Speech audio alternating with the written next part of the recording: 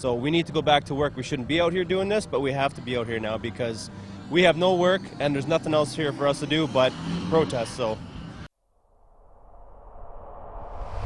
it was the Saturday before Christmas, and all through the oil field, the truckers are protesting. They want Bill C-69 repealed. I'm in Bonnyville, Alberta today, covering yet another truckers' convoy for pipelines.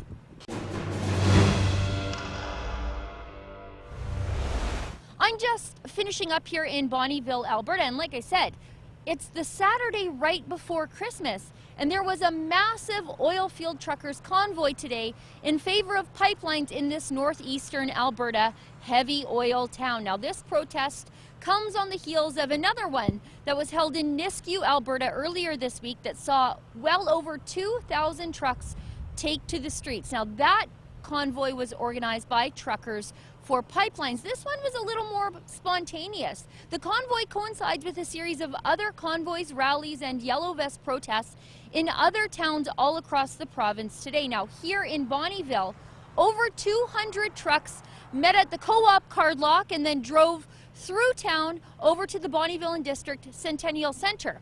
They did it a few times to send a message to Justin Trudeau that they want pipelines now, that they want Bill C-69 and other pipeline killing regulations repealed so that they can get back to work and do what they do best. Now, at the same time that the truckers were grinding Main Street to a halt, a yellow vest protest formed in the center of town.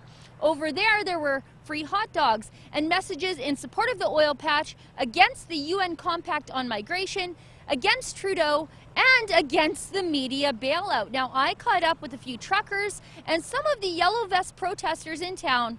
Take a listen to what they had to say. Ma'am, why did you come out today? I have a big concern about the future of our oil industry. I have children that are in the oil industry, my husband is, and I'm fearful.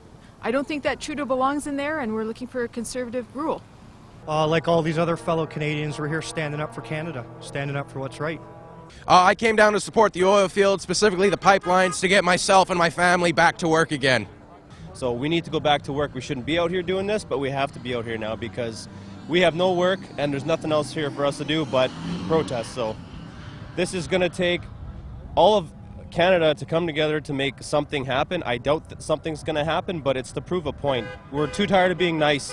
We can't say Merry Christmas. Like, we can't do anything anymore. We're basically down a tunnel of just things that the government wants us to do and paying out of our yin-yangs for taxes.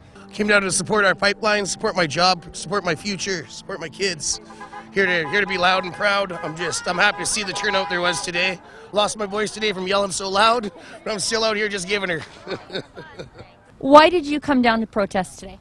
Because I think it's rather foolish to think we can operate a country without oil. If they don't want our oil, why don't they just shut all oil off and stop any use of it and see how fast people change their mind? Because I believe in that we need the oil back in our company, towns and cities, because that's what's killing us, and Trudeau is not doing his job at all. A lot needs to be fixed, and a lot needs to be fixed real soon. Do you think it's past time for the oil patch to stand up for itself?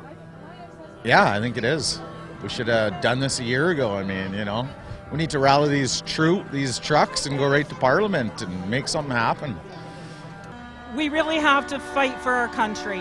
And in my mind, that means the best thing that could happen is if Trudeau would realize that he does not have the will of the people, and he would call an earlier election rather than leaving it.